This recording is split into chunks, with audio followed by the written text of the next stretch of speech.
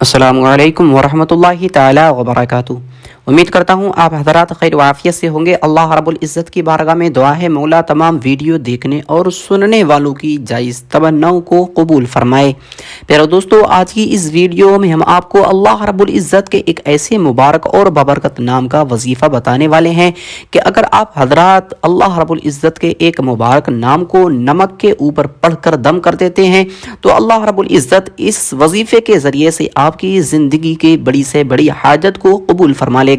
आपकी बड़ी से बड़ी दुआ रब की बारगाह में पूरी हो जाएगी। प्यारे दोस्तों, हमारे बहुत सारे भाइयों का ये कहना होता है, उनकी ये शिकायत होती है कि हम वजीफ़ा तो करते हैं लेकिन हमें वजीफ़े का कोई फ़ायदा नहीं होता है। हम रब की बारगाह में दुआ करते रहते हैं लेकिन हमारी दुआ रब की बारगाह में कबूल नहीं होती है। हम जिस काम को भी हाथ लगाते हैं हमारा वो काम नहीं बनता है। हमारे घर में लड़ाई झगड़े रहते हैं, हमेशा हमारे घर में बेबरकती रहती है। कमाते तो बहुत ज़्यादा हैं लेकिन घर में पैसा जो आता है उसका पता नहीं चलता, कहाँ खर्च हो जाता है, कहाँ गायब हो जाता है। प्यारे दोस्तों, ये वजीफ़ा अगर आप हजरात कर लेते हैं तो अल्लाह रब्बुल इज़्ज़त आपकी बड़ी से बड़ी दुआ को कबूल फरमा लेगा। आप रब की बारगाह में जो भी मांगेंगे अल्लाह रब्बुल इज़्ज़त आपको वो अता फरमा देगा। अगर आप रब की बारगाह में रिज़्क़ मांगेंगे तो अल्लाह रब्बुल इज़्ज़त आपको बेपनाह रिज़्क़ अता फरमाएगा। अगर आप रब की बारगाह में औलाद मांगेंगे तो अल्लाह रब्बुल इज़्ज़त आपको नेक औलाद अता फरमाएगा। अगर आप रब की बारगाह में इस वजीफ़े को करके मोहब्बत मांगेंगे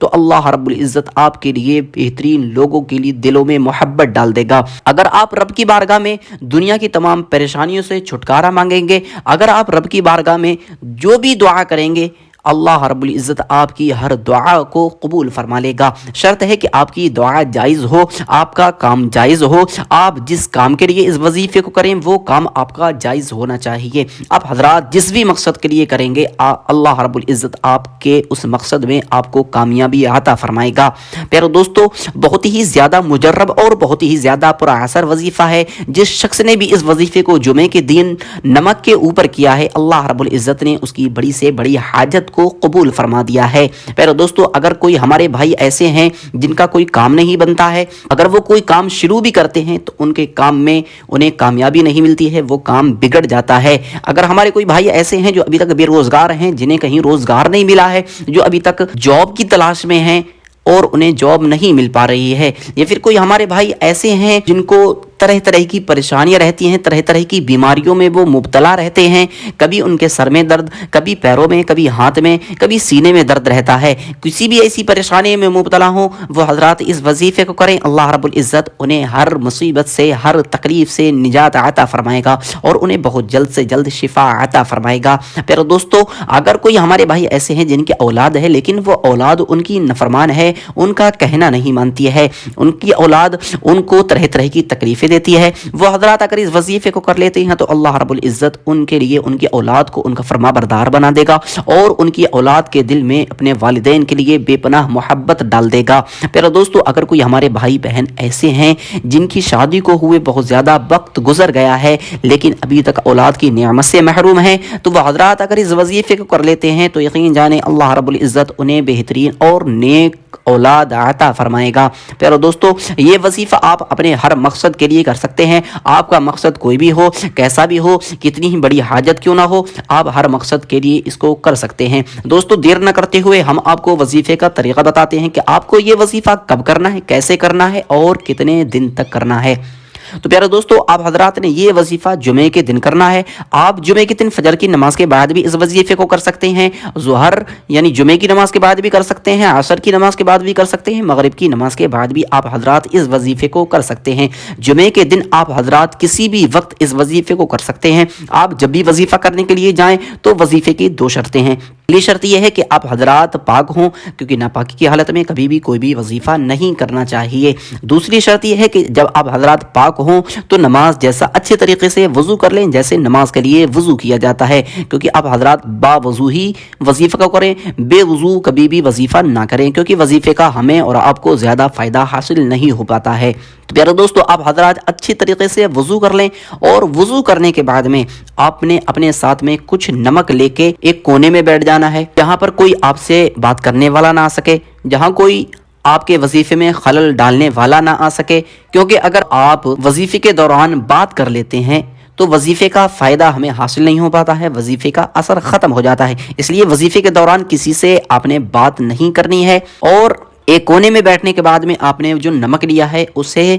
3 جگہ تھوڑا تھوڑا کاغذ پہ رکھ لینا ہے۔ 3 جگہ آپ نے تھوڑا تھوڑا نمک رکھ لینا ہے، 3 حصے کر لینے ہیں نمک کے۔ حصے کرنے کے بعد میں اب اپنے اللہ کے رسول کی بارگاہ میں سچے دل سے یقین کے ساتھ میں 11 مرتبہ درود پاک پڑھنا ہے۔ وہ درود پاک جو آپ کے یاد ہو، اگر آپ کے درود ابراہیمی یاد ہے تو بہتر ہے کہ آپ حضرات درود ابراہیمی پڑھ لیں۔ درود ابراہیمی آپ حضرات بخوبی جانتے ہوں گے، وہ درود جو نماز میں اتحیات کے بعد پڑھی جاتی ہے۔ اگر آپ کے درود ابراہیمی یاد نہیں ہے تو جو درود پاک آپ کے یاد ہو آپ حضرات وہ درود پاک پڑھ سکتے ہیں۔ 11 مرتبہ آپ نے سچے دل سے درود پاک پڑھنا ہے، اور اس کے بعد میں آپ نے 41 مرتبہ اللہ رب العزت کی بارگاہ میں استغفار کرنا ہے۔ آپ اس طریقے سے استغفار کریں، استغفر اللہ استغفر اللہ استغفر اللہ استغفر اللہ۔ آپ نے اس طریقے سے اللہ رب العزت کی بارگاہ میں 41 مرتبہ استغفار کرنا ہے، اپنے گناہوں کی معافی مانگنی ہے، کیونکہ جو بھی بندہ اللہ رب العزت کی بارگاہ میں استغفار کرتا ہے تو اللہ رب العزت اس کی دعا کو فوراً قبول فرما لیتا ہے،